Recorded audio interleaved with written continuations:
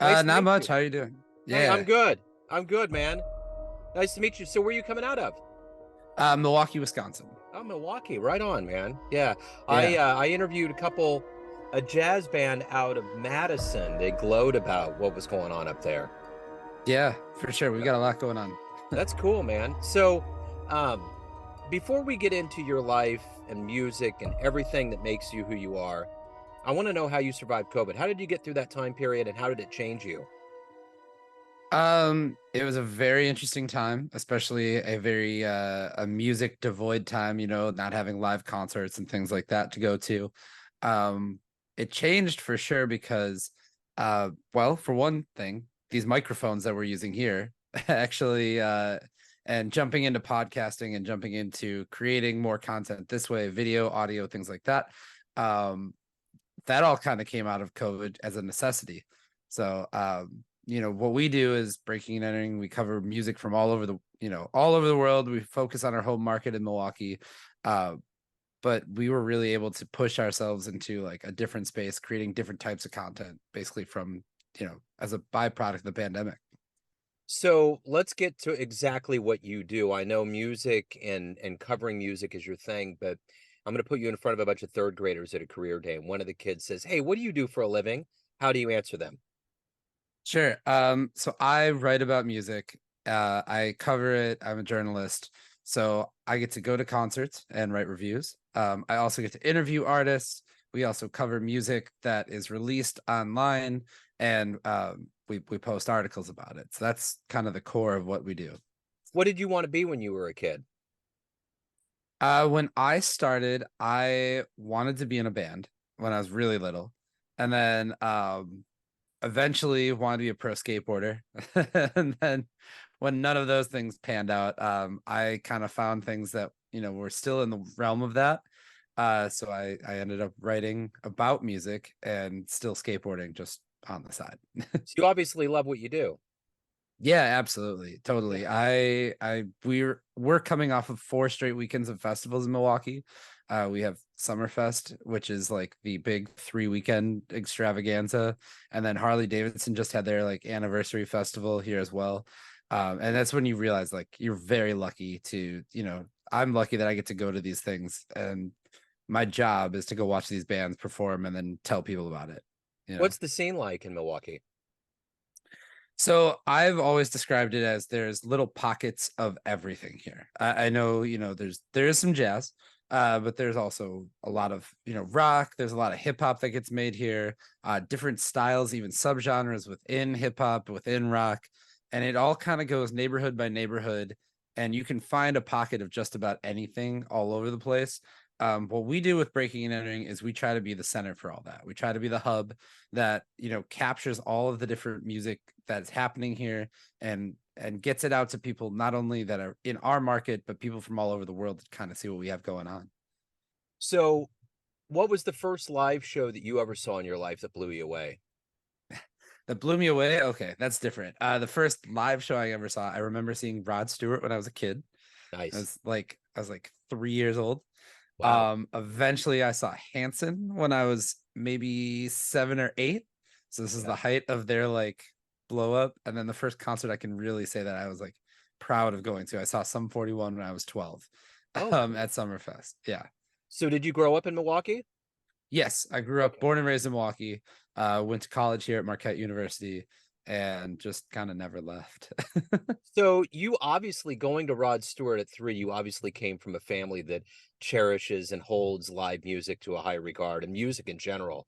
Talk to me a little bit about growing up. How did these seeds of loving music get into you? It really started from having just music on in the house all the time when I was growing up, whether that was my mom doing housework or my dad, working on stuff. There was always a stereo or there was always, music videos playing, things like that. Um, I really kind of got into the music that I listen to now, a lot of what I got into now, through skateboarding though. Like when I was very young, this is turn of the millennium, X Games are on TV, Tony Hawk's Pro Skater is everywhere. So that was what really kind of shaped my musical taste. Um, but then I always kind of found that as my thing was music. So that has allowed me to go deeper and further into things, explore different genres. and really kind of find my footing as to like this is something that is now part of my like core identity, you know. Yeah, for sure. So, talk to me a little bit about who's kind of been a hero for you, whether it's a musical hero or in general that's inspired and made you who you are today. That goes back to my start for sure. It goes back to like listening to a lot of punk rock. My favorite band growing up was NoFX, and still is. I wouldn't necessarily, they're heroes, not in the traditional like superhero sense of like, these are maybe the best moral people to look up at. Yeah. But I think, honestly, the spirit of like being able to do your own thing, that is something that really kind of came out of that. And that goes into, eventually starting my own company, but really that spirit of like even what I do now, writing about music, I get to write about the acts that I want to write about, the people that I think are important and that I care about, and not really conforming to like, well, it would be great if I wrote about, pop top 40 acts all day and probably would be a little bit more successful a lot faster. But there's something to be said for having the spirit of being able to do your own thing and really kind of carve your own path, which is something that I don't think a lot of people go that route. Yeah. What would be a dream interview? Musician, band, what would be that dream interview for you? Oh, that is tough. We haven't talked about, but I had a small phase where Kiss was huge for me, the band Kiss. And I last year got to talk to Paul Stanley and Gene Simmons. That was pretty crazy. Yeah. It was very brief, but they happened to be in town and I got a couple minutes with them. And it was like, that's the only time I think I've ever like physically been shaking during an interview. Is like, oh my God, this is, your idols when you're a little kid. Dream interview. I mean, I would love to eventually talk to like a Paul McCartney. You know what I mean? Mhm. Or Ringo Starr. I've seen Ringo Starr before. I've not seen Paul. But to see like, somebody that is widely regarded, or even like the Stones, something like that would be like the absolute dream to be like, this is somebody that's not only shaped music for, generations, but everything that I've talked about doesn't happen without bands like the Beatles, bands like the Stones, you know, basically setting everything off. So as we look in the annals of modern music and developments and things that shift because there was new sounds and bands that come in, what do you see as the biggest seismic shift that happened in music in our modern lives? In our modern lives is the internet, 1000%. And streaming, as much as, there's a lot of music purists that are like, well, I would love to have a record. I have a wall of records to the side of me. It is so much nicer to be able to say, you know what, I can find any kind of music in the world, anything I'm even remotely interested in. I can just tap that in and I can Yeah. at least hear enough of it to be engaged with it. And if I love it, I can go buy a vinyl or I could go, to a concert or whatever. Um, so I think that that is our biggest shift in terms of it also is really big in the terms of how we preserve music. So if you think about it, you go back to a previous decade, that's all we had were vinyl records at one point. You know what I mean? Like vinyl records, cassette tapes, whatever. If your band wasn't successful enough to, get a deal and press a record or have the money to press a record on your own accord, that music might be lost forever. Where now we have the internet, we have all of this technology in front of us to be like, you can make your band and maybe 10, 15 years down the line, that's discoverable now. It's on the internet. It's somewhere that people can go find that. And so for what I do, I mean, even in terms of Milwaukee, like, you could go back 20 years even, and maybe there are some bands that are lost now because they never had the chance to go and record something and put that out there for people to find. So unless you know about that band, it's kind of you know what I mean? There's Yeah. nothing out there. So I'd think that's the biggest shift is for sure technology and just being able to have everything in your fingertips. Even for artists too.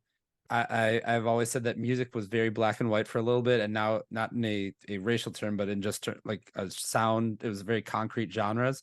Now I think we're getting to the point where music is being sort of blended a little bit grayer. That you can have some kid that sits down and wants to listen to a jazz album, or they want to listen to Public Enemy, or they want to listen to a punk record, or they might like all of those and pull little pieces of all of those things and put those together. And that's something completely unique. And I think that's going to change the way music sounds in the next, growing decades. So what is a motivator for you every day? What makes you do the job that you do and love it? I think the thing that gets me up every day and gets me going with this is the fact that it's going to make somebody else's day writing about what I do, because I'm writing about, largely local music for right now. When I get to cover big acts, that's great. But my day to day is more focused on local music. Uh, Somebody is going to wake up, they're going to see an article written about them, and that's going to make their day. They might make this thing in their basement and it's cool, but they don't know if anyone's heard it or received it. Once they see that physical proof, or they see an article that's online and they go, oh, somebody actually listened to it, like that's going to make their day for sure. What's the best event that you've covered so far? My favorite that I've covered, so I've been to South by Southwest in Austin. I've been to Summerfest every year since 2014 as press. My favorite thing that I've covered though is Lollapalooza in Chicago.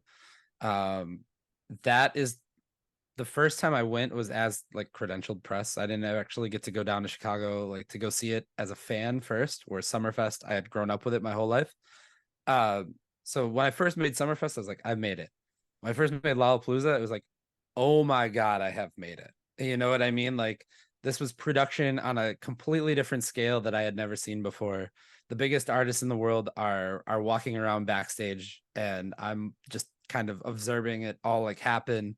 There's a media tent that I'm my little company is next to a Rolling Stone, next to a Spotify, next to iHeartRadio, like all of the biggest companies in the world. So that's my favorite one to do. When we're recording this, it's a couple weeks away, and I cannot wait to go back again this year too. So what are you the proudest of that you've done so far? For sure the festival coverage. Actually, yeah, I think, being able to go out and do those big things, and just really to keep my website running for, it's going on nearly 10 years. Next year will be 10 years. And to keep it relevant, and I think I wouldn't say that I am the only person responsible for this by any means, but the Milwaukee music scene has definitely been elevated, in terms of quality, in terms of just production, in terms of it's on people's minds in Milwaukee a little bit more. And I think that I am a large factor in that. We're not the biggest city in the world, but we are definitely one that, if you can make enough noise, everyone in the city is going to learn about you. And I think a lot of people, at least in the media circles in Milwaukee, have been able to learn about Milwaukee music through my website. So Alan, everyone has a perception of you, your family, friends, readers, fans, but you ultimately lead the charge. What's your perception of you? Who do you think you are? That's a tough one. Yeah. Um, I think that I'm somebody that's a champion for local music first and foremost. Still definitely a fan first and foremost as well. Um, but somebody that also understands that there's a mission at hand here, like to elevate either local music, or to, get my little part of my little world out to the bigger, larger part of the internet. Um, so I think that, that's me. Definitely a motivated, hardworking person, which doesn't always go hand in hand with music. But somebody that, like, I think I understand who I am and what I really want to do. And I'm going to go about that as much as, as hard as I can to do that. Absolutely. So if anyone out there wants to get on your site, learn more about you, your coverage, anything that you're doing, where can they go? The main site is breakingandentering.net. We are literally on all of the social media: Facebook, Twitter, Instagram, Snapchat, YouTube, TikTok, Twitch. I do a weekly show. You can tell that I've got that kind of down at this point. Yeah. But that, yeah, we are on all of the social media, but breakingandentering.net is the hub. Right on, man. Alan, thank you for opening up. Thanks for your story. I appreciate it, man. Yeah, absolutely. Thanks so much for having me on. I appreciate it. Absolutely. Yeah. I was up in Chicago, I think in 16. I didn't go to Lollapalooza, but the energy on the railways and all around was Hmm. crazy. Yeah, I take the train in every time, and when I'm on my way down there, you can definitely tell, because usually it's like a Thursday morning, and Yeah. some people come to Chicago from Milwaukee for business, and a lot go down there for Lollapalooza. You can definitely tell who is there for a music festival and who isn't. Yeah. Well, I saw Lollapalooza come through Kansas City in the late 90s, and Lenny Mhm. was up there, and it was crazy. It Yeah. was, I mean, that crowd when his hair was going everywhere. I think that was Around American Woman, maybe. I can't remember, but Sure. it was like it was on fire. So yeah, it's cool. Well, yeah, you got a good gig, man. There's nothing wrong with living your life, following the music. It's a good way to live every day. Yeah, absolutely. Thank you so So much. cool. Thank you, Alan, man. Good luck with everything. All right, thanks. Peace. Cheers. Take care.